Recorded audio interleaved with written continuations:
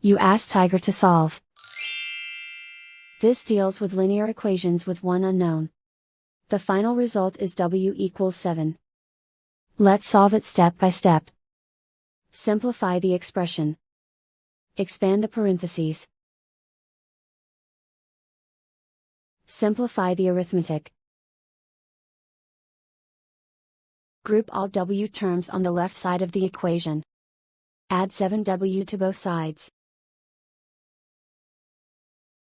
Group like terms. Simplify the arithmetic.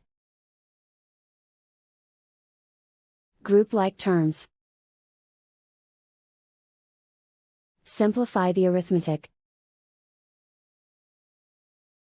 Group all constants on the right side of the equation. Add 28 to both sides. Simplify the arithmetic.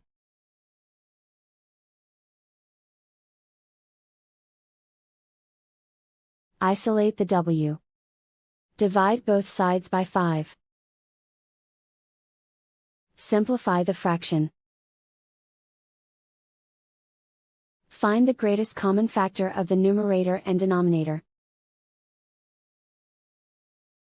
Factor out and cancel the greatest common factor.